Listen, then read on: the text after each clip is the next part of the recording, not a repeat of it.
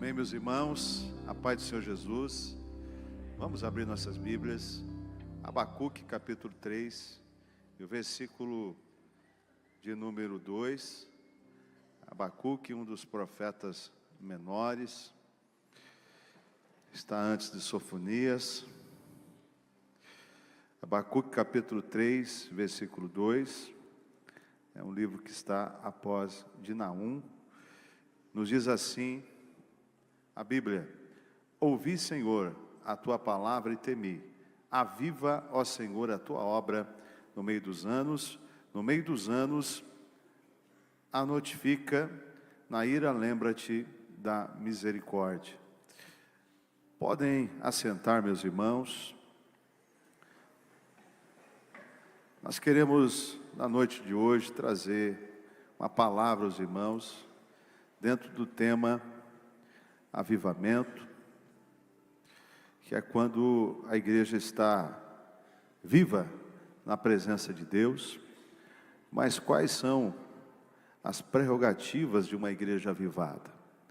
Quais são as características de uma igreja avivada, de um cristão avivado, de um obreiro, de um pastor avivado, de uma família avivada, ou de uma família debaixo da graça, conforme nós temos esse slogan que é muito usado no aspecto da família. Uma família debaixo da graça é uma família que está debaixo também de um grande avivamento, porque ele está próximo de Deus. A pessoa que está avivada, a família, a igreja que está avivada, é uma igreja que tem uma íntima comunhão com Deus. E quem tem uma íntima comunhão com Deus é alguém que está sempre próximo de Deus. E nós nos aproximamos de Deus à medida que nós vamos buscando a sua presença, seja através da nossa frequência aos cultos, seja através da leitura da Bíblia, das orações, seja através do estudo sistemático de Deus, que é a teologia. Então são meios pelos quais nós nos aproximamos e vamos conhecendo mais Ele. Um dos profetas também disse: conheçamos e prossigamos em conhecer o Senhor. Há um outro texto na Bíblia que diz que o povo perece por falta de conhecimento bíblico.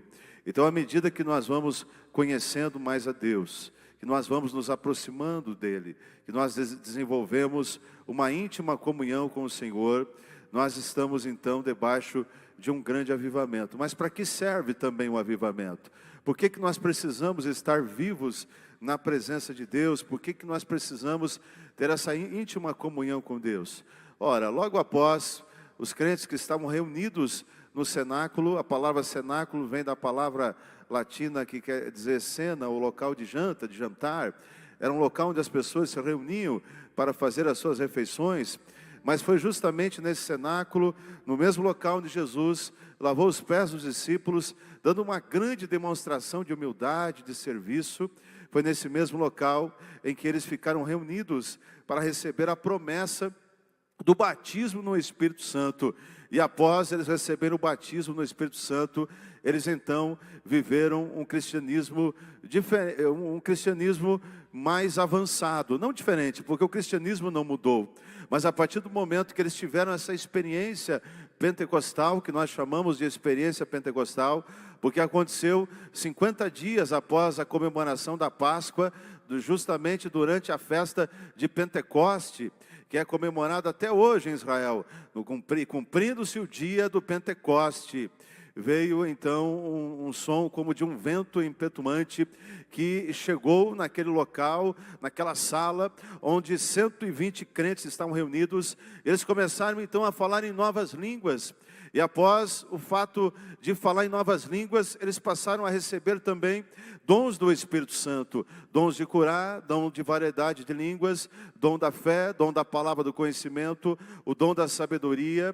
E eles, o dom de discernimento, de espíritos, os dons de revelação. Eles vão recebendo esses dons da parte de Deus. E a pregação de Pedro, que até então era uma pregação tímida, passa a ser uma pregação eloquente, uma pregação corajosa, a ponto de ele pregar e quase 3.000 almas se render a Cristo e foram também batizados. Após essa experiência, esses discípulos pregaram com mais autoridade, com mais poder, e também eles estavam com uma proteção a mais, eles estavam mais preparados para enfrentar a perseguição que viria. Então o propósito do batismo no Espírito Santo tem a ver com a evangelização, com a pregação do Evangelho, mas tem a ver também com suportar perseguições e problemas que nós vamos enfrentar. O profeta Abacuque é um profeta contemporâneo dos tempos do cativeiro babilônico. Ele estava profetizando como pano de fundo, ele profetizava em uma época em que Judá estava na iminência de uma invasão dos babilônicos. Os babilônicos já tinham vencido os egípcios na famosa batalha de Carquemes. Os egípcios, que eram uma das potências mundiais na época, já tinham sido derrotados pelos babilônicos. E os profetas estavam profetizando que Israel estava no caminho dessa potência mundial chamada Babilônia. Na época era uma potência mundial e tornou-se um império mundial naquela época. E os profetas estavam profetizando. Abacuque era um desses profetas que profetizava, tendo como pano de fundo a possível invasão dos babilônicos à Terra Santa, Jerusalém. Jeremias também era um profeta que profetizou nesse contexto, nessa época. O capítulo 27 de Jeremias vai nos dizer que Jeremias estava dizendo o seguinte: olha, a invasão é iminente, Nabucodonosor vai chegar, e eles vêm do norte. Por que do norte? As pessoas pensavam, mas qual é a nação que está ao norte? E a Babilônia não está assim tão ao norte, mas eles entraram pelo norte de Israel, porque a primeira chegada deles a Jerusalém, aquela região, foi quando eles voltaram do Egito. Eles voltaram vitoriosos do Egito e passando por Jerusalém, eles ali chegam na cidade, invadem a cidade e já levam alguns cativos para o cativeiro babilônico. Dentre esses que foram Daniel e os seus amigos, acabam indo nessa primeira leva de judeus para o cativeiro. E os profetas continuam profetizando. Alguns profetas profetizam o seguinte: é necessário resistir, resistam porque vai dar tudo certo. Mas Jeremias dizia o seguinte: não resistam, não tem o que fazer, vocês precisam passar por esse processo, nós precisamos passar por esse processo, nós precisamos ficar os 70 anos lá na Babilônia, porque se nós resistirmos, Jerusalém vai ser destruída. E a cidade de Jerusalém é a cidade de Deus, é a cidade em que o Senhor colocou o seu nome. Nós precisamos preservar Jerusalém. O templo também poderá ser destruído. Então não é hora de resistir, é hora de aceitar as condições de Nabucodonosor.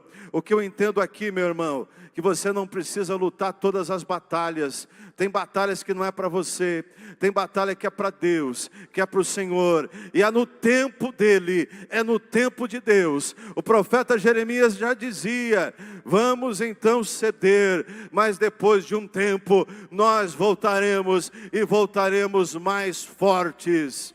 Tem guerras que surgem para você, tem batalhas que vêm para você, que não é para você lutar, não é com as tuas forças, é para entregar nas mãos do Senhor.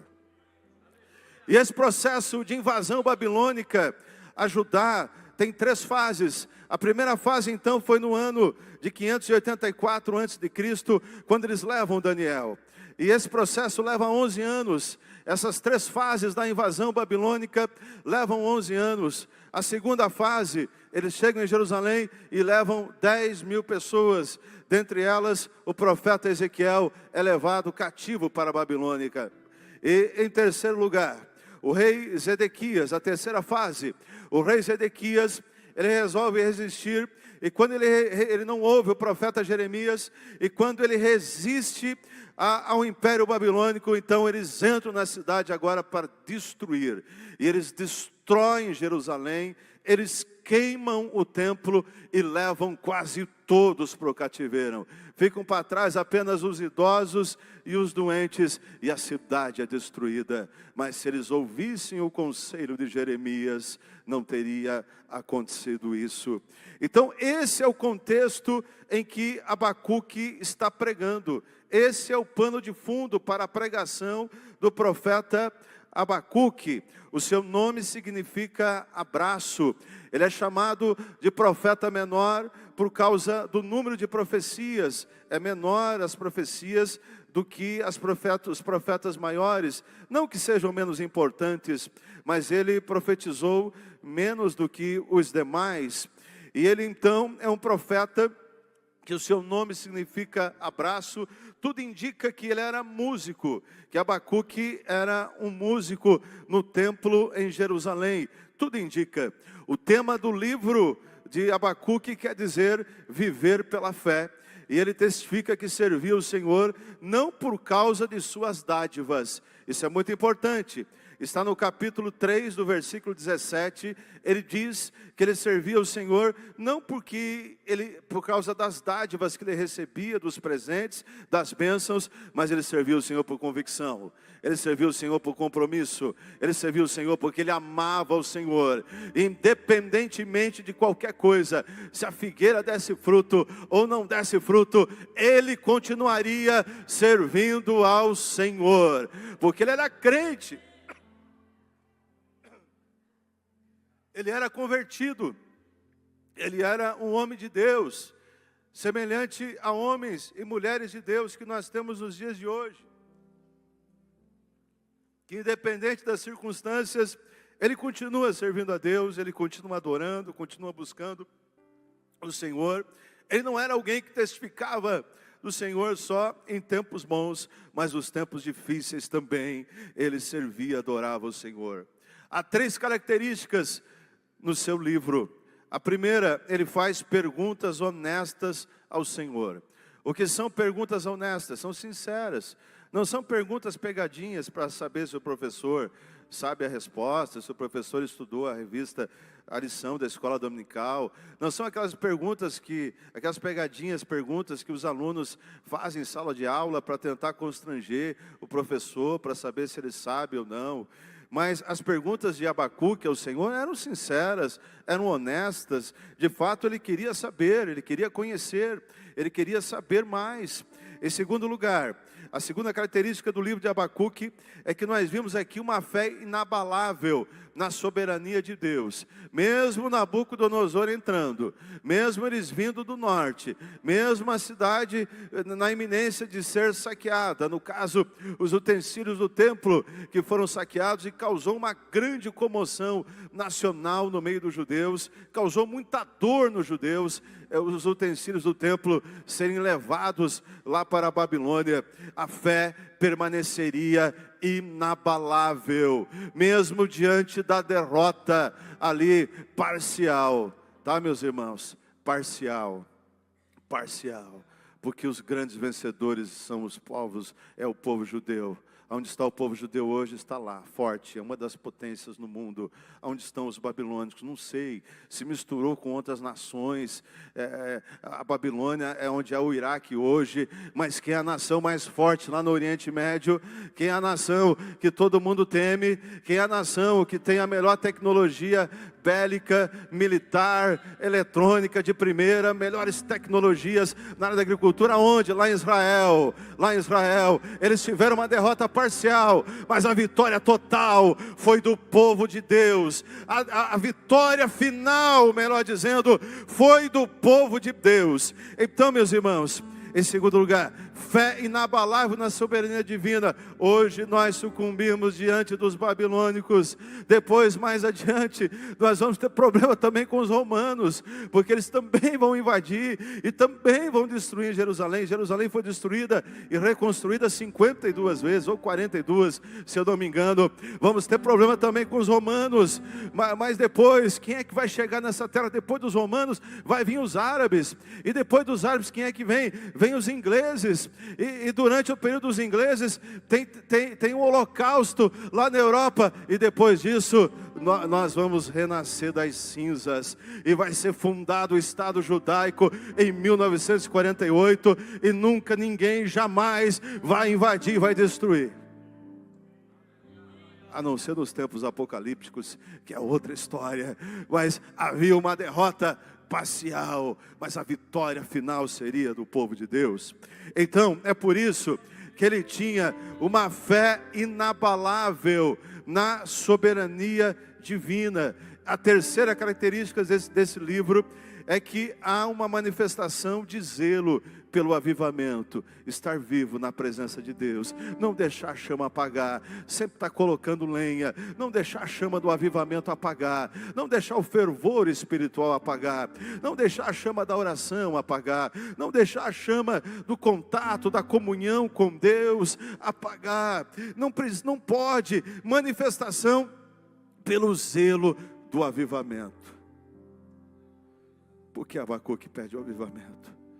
Porque sem avivamento o povo não suportaria o juízo que viria do norte através dos babilônicos. E ele diz o seguinte: ouvi, Senhor, a tua palavra e temi. Aviva, ó Senhor, a tua obra. Ouvi a tua palavra e temi. A palavra não era boa, a palavra era de juízo. A palavra é que eles viveriam momentos difíceis, momentos complicados em sua história. Então ele disse, para nós suportarmos, nós precisamos de um avivamento. É por isso que o Espírito Santo é companheiro, é por isso que o Espírito Santo é consolador. Nós precisamos do Espírito Santo, nós precisamos ser cheios do Espírito Santo. Cheio do Espírito Santo, nós suportamos as lutas, suportamos as adversidades, suportamos a calúnia, e nós não vamos parar jamais, porque nós temos conosco o Espírito Santo, nosso companheiro. Um dos símbolos do Espírito Santo é a chama, é o fogo pentecostal. E o que aconteceu lá em Atos 2, eles foram cheios do Espírito Santo, foram avivados. O Espírito Santo, companheiro, consolador. A Bíblia diz, não vos deixarei órfãos, enviarei o Consolador. Consolador, quem tem o Consolador? O amigo Espírito Santo. Ele está conosco nas batalhas mais difíceis, Ele está conosco. Ele não nos deixa só, e ainda nos dá dons para nós enfrentar as adversidades. O que é avivamento? O que é avivamento? O que é avivamento? Em torno desse assunto do avivamento, há muitas polêmicas. Tem gerado algumas reações até diferentes. Alguns têm medo do avivamento, não querem orar em línguas, não querem orar porque eles têm medo. Eles entram num tradicionalismo sem sentido e esquecem que nós precisamos buscar a Deus. E à medida que nós buscamos a Deus, Ele nos enche de alegria, nos enche de dons espirituais. Há pessoas que são indiferentes, tem gente que rejeita. Tem denominações cristãs que rejeitam o avivamento, as línguas nos cultos, as profecias nos cultos, as orações por cura nos cultos, porque eles dizem que já está tudo determinado. Nós não somos calvinistas, nós não somos dessa concepção. Nós cremos ainda que há poder na oração, e a oração muda a nação, a oração muda reino, a oração muda situações. Há muita ignorância, porque é uma estratégia do inimigo que quer trazer confusão, escândalo, desmotivando o povo de Deus.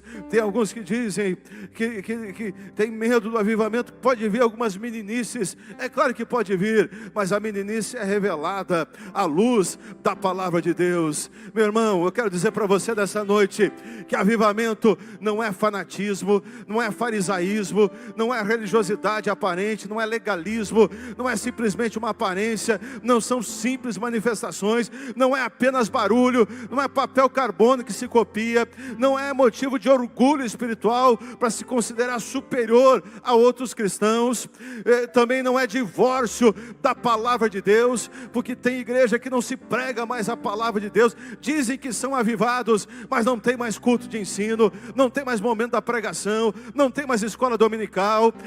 Avivamento não é divórcio da palavra de Deus. Avivamento também não é libertinagem para fazer o que quer. Avivamento também não é dividir igrejas, não é refúgio para descontente. Isso aí não é avivamento, mas avivamento é ser cheio do Espírito Santo, é ser dirigido por Deus, é ter intimidade com o Senhor. Aleluia. Avivamento é despertar do sono. Quantos que dormem como Jonas? Jonas dormia, o sono da indiferença. Eu não sou autor dessa frase. O autor dessa frase é o pastor Josué Gonçalves, em 1990, aqui em Chapecó. Ele pregou sobre Jonas. E ele disse que Jonas dormia o sono da indiferença. Olha o que a Bíblia diz em Romanos 13, 11 e 12. Já é hora de despertar do sono. A Bíblia diz, tem muitos cristãos dormindo. Tem muitos cristãos dormindo, mas já é hora de despertar do sono. Enquanto muitos ficam brigando por cargos, às vezes, dentro das igrejas, brigando por questões desnecessárias, até questões teológicas, discutindo questões ali teológicas, semelhantemente àqueles que durante a Reforma Protestante, um grupo de calvinistas, huguenotes, na França, estavam discutindo quantos anjos cabiam na cabeça de um alfinete. Acho que eu já falei isso aqui. Enquanto eles faziam essa discussão, a guerra estava fluindo lá fora, até que a guerra chegou até eles e eles foram todos mortos. Enquanto discutiam, eles foram mortos. Então, meus irmãos, quando a gente fica discutindo, a gente pode ter até uma morte espiritual. Tem aqueles assim que se transformam em juízes, eles ficam sempre julgando e apontando um ao outro.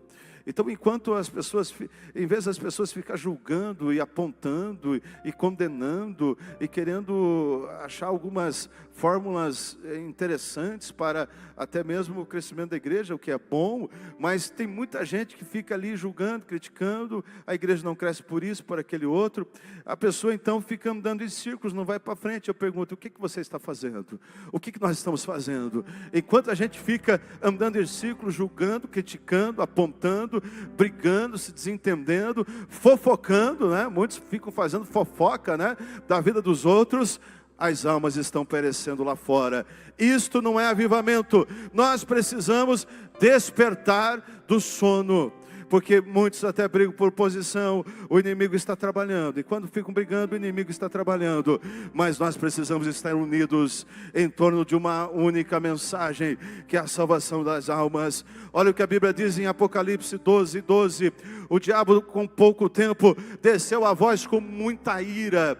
O diabo é o nosso adversário, é o inimigo das nossas almas, é aquele que não quer o teu sucesso, é aquele que não quer o meu sucesso, é aquele que não quer o sucesso da igreja. E diz a Bíblia ainda no Apocalipse, que sabendo que ele tem pouco tempo, ele desceu com muita ira contra a igreja, para causar confusão, para trazer muitos problemas, para fazer com que os crentes esqueçam do verdadeiro objetivo, que é ter uma vida avivada, cheia da presença de Deus e cheia do Espírito Santo. Portanto, meus irmãos, é tempo de despertar do sono.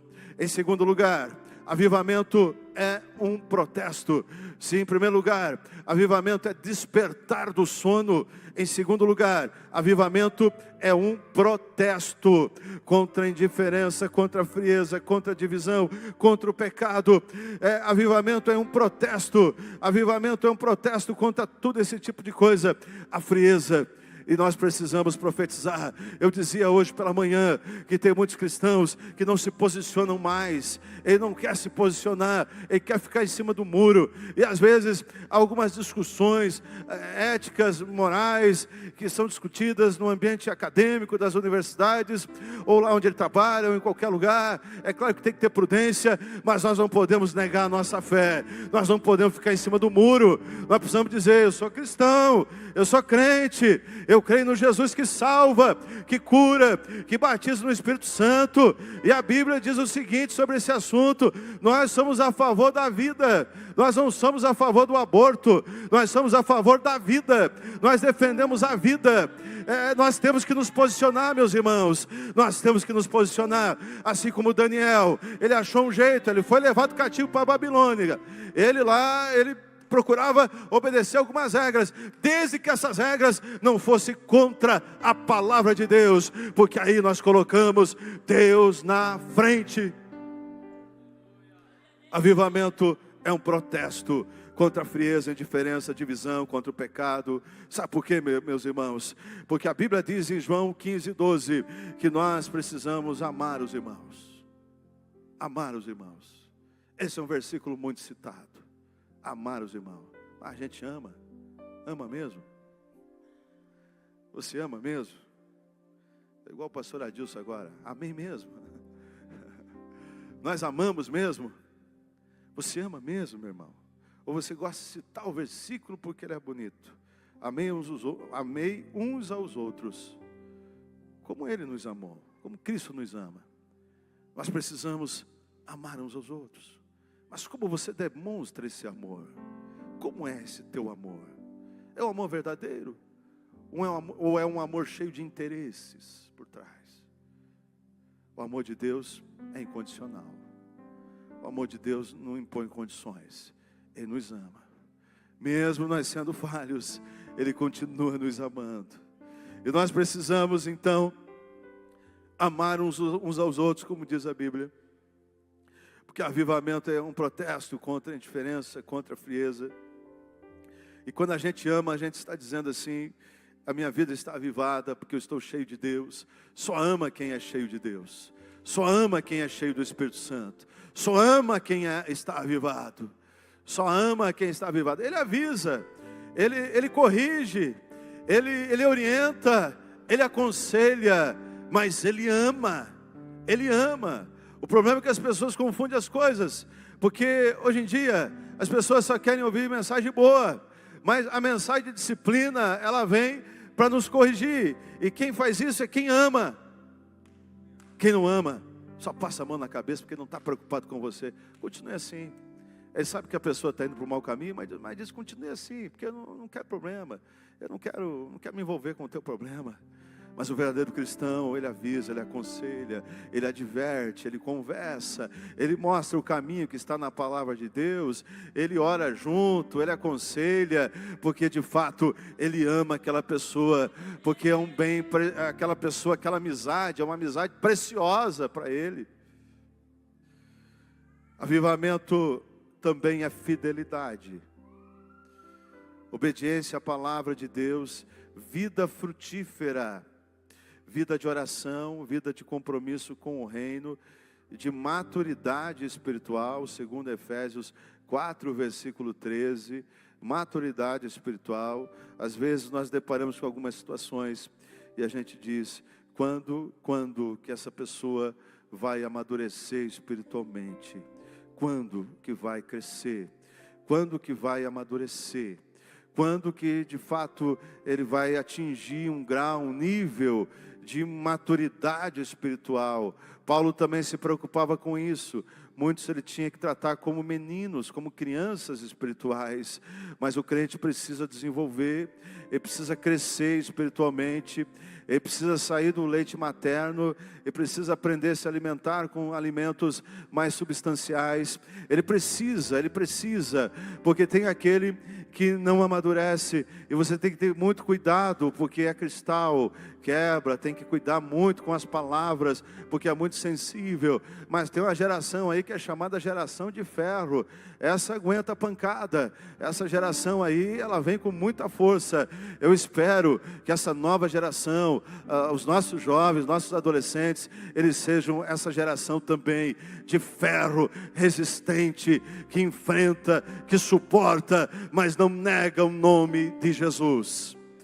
Então, meus irmãos, é muito importante. Avivamento é maturidade, é unidade, é o fogo sempre aceso no altar. Cinzas, tem que tirar, tem que remover a cinza. O pessoal vai fazer fogo na churrasqueira, faz muito fogo na churrasqueira, vai aumentando a cinza, né? E se não deixar, daqui um pouco a cinza vai passar ali pela boca da churrasqueira e vai começar a cair.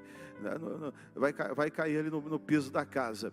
Então, há necessidade de remover essa cinza. A cinza não precisa mais dela. Remove a cinza, coloca a lenha nova. Assim é a nossa vida espiritual. Diz a Bíblia que lá no Antigo Testamento, e sejamos de pé agora, meus irmãos. Lá no Antigo Testamento, os sacerdotes, eles diariamente retiravam as cinzas e colocavam lenha nova no altar. E a chama novamente subia com vida. E a palavra reavivamento quer dizer fazer a chama subir com vida novamente. Então, meus irmãos, maturidade, fogo sempre aceso no altar. Avivamento, para concluir, é família unida. Avivamento é família unida, comunicação, amor, união, oração, fogão a lenha. Alguns anos atrás, na cidade de São Lourenço do Oeste, há muitos anos atrás, não é alguns, há muitos anos atrás, foi feita uma estatística e essa estatística concluiu que era uma cidade onde acontecia mais divórcio no Brasil. Uma das cidades que acontecia mais divórcio no Brasil. E a comunidade católica criou um projeto chamado Projeto Lareira, para diminuir o índice dos divórcios. Esse projeto incluía palestras, orações, enfim, que eles faziam. Mas me chamou a atenção, eu fiquei sabendo quando eu trabalhei lá, desse projeto, me chamou a atenção, por que lareira? Porque o fogo atrai. O fogo atrai, principalmente no inverno terrível. As pessoas querem estar próximas da lareira, do fogo, do fogão a lenha. E ali as famílias se reúnem para conversar, para dialogar, para se comunicar. Então, avivamento também é família unida. E para concluir, meus irmãos, nós queremos dizer, o profeta Abacuque estava naquela situação complicada. Babilônia estava vindo, já tinha derrotado os egípcios. Imagina o terror que invadiu ali aquelas pessoas. Eles estão vindo, eles são ferozes, eles são terríveis.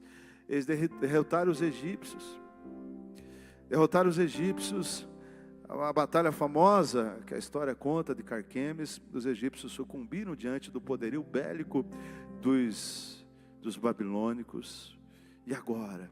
O que será de nós? Então o profeta começa a profetizar: Senhor, aviva a tua obra, prepara esses crentes para a tribulação que vai vir sobre nós. Prepara esse povo para as dificuldades que virão sobre a nossa nação. Eu sei que depois a gente vai superar, nós vamos ser fortes novamente, mas nós precisamos de um preparo. Aviva a tua obra. Nós precisamos estar avivados.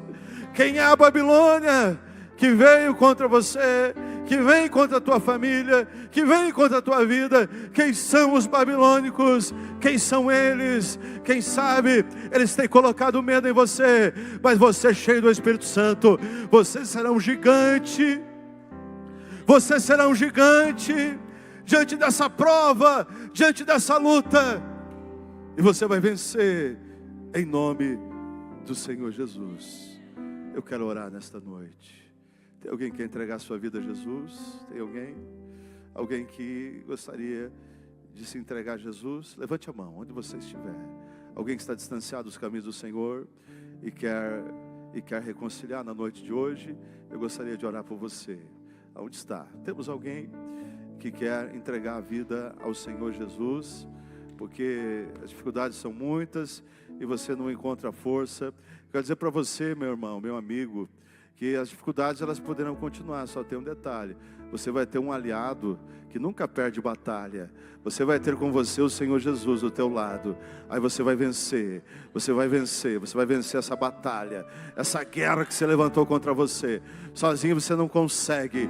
O salmista disse, eu sempre cito esse verso, o salmista disse: com meu Deus eu salto muralhas. Tem alguém para Jesus na noite de hoje? Alguém que quer reconciliar, aceitar Jesus? Agora eu quero perguntar, quem quer receber um avivamento aí na tua vida? Quem quer receber? Levante a mão. Levante a mão bem alto. Quem quer receber um avivamento? Um avivamento, um avivamento, um avivamento, um avivamento.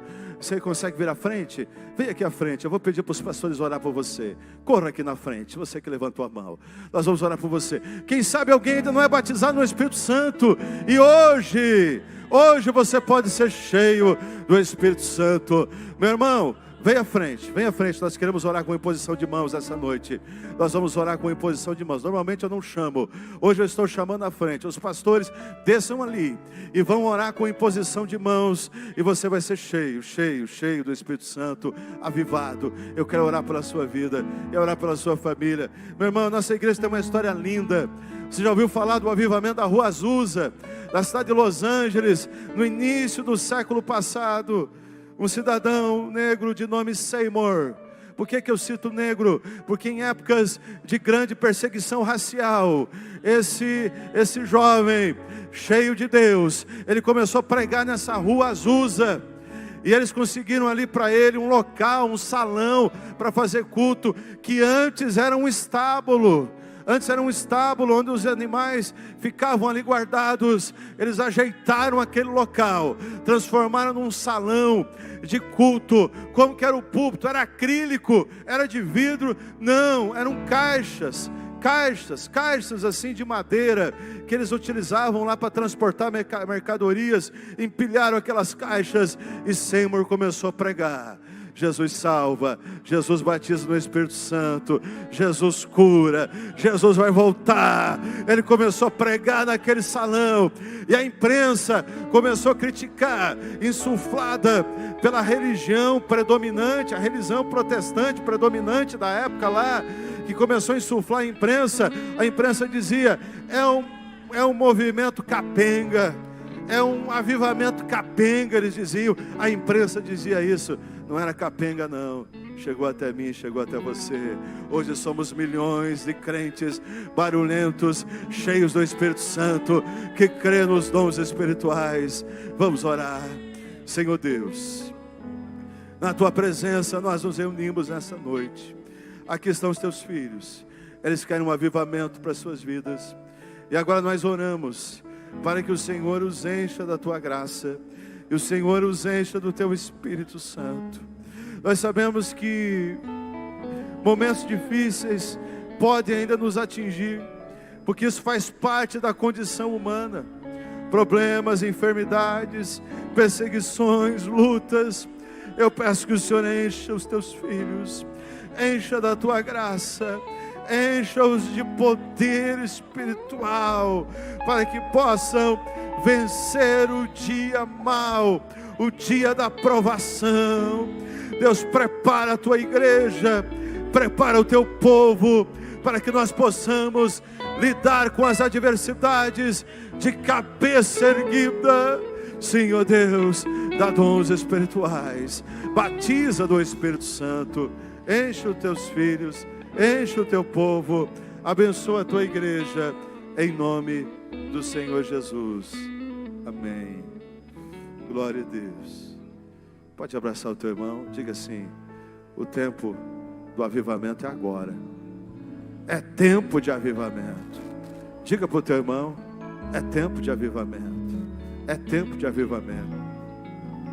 Os irmãos vão nos ouvir pregar muito sobre o Espírito Santo, porque o ano que vem o tema da igreja vai ser relacionado ao avivamento, ao batismo no Espírito Santo. Nós vamos ter grandes campanhas aqui em Chapecó, para que o povo seja batizado no Espírito Santo. O ano que vem é o ano do avivamento. Nós estaremos orando o ano que vem, para que o Senhor Jesus enche a sua igreja, porque as pessoas estão se convertendo, estão se esquecendo de um outro batismo. Nós temos o batismo nas águas, mas nós temos o batismo no Espírito Santo, que você precisa buscar, que nós precisamos buscar. As pregações, elas são voltadas muito para autoajuda, o que é importante, mas nós precisamos entender que porque hoje em dia, meus irmãos, é que a gente assim, hoje em dia os movimentos que existem, eles querem levar o povo para ser dependente de orientações sempre, de orientações. Mas não é isso que a Bíblia diz. A Bíblia diz que você pode, meu irmão, você consegue também. Ah, pastor, mas eu preciso de um mentor. A mentoria é algo interessante, é algo importante, mas a vontade de Deus é que você seja também o seu mentor. Tem situações que você vai precisar de aconselhamento, que você vai precisar, mas Deus quer que você desenvolva a sua própria espiritualidade. É claro que tem situações que você tem que buscar conselho, mas tem que cuidar porque você não pode também ser dirigido pelas pessoas o tempo todo. Meu irmão, você precisa de um avivamento, para que você tenha sabedoria na tomada das tuas decisões. Senão você vai ser a vida toda dependente. Avivamento é maturidade espiritual. Mas eu vou consultar o profeta. Irmão, não sou contra a profecia, de jeito nenhum. Eu vou consultar o profeta. Eu estou à disposição para te aconselhar. Mas Deus vai te encher tanto, meu irmão. Vai te encher tanto. Vai revelar as coisas para você. Vai mostrar através de sonhos. Deus vai te dar dons. E você vai prosperar. E você vai crescer. Porque tem muita gente aí querendo dirigir os outros, que não consegue dirigir nem a si mesmo, mas quer dirigir os outros. Então, meu irmão, vamos para a oração. Deus vai falar contigo. Ele vai te encher. Amém?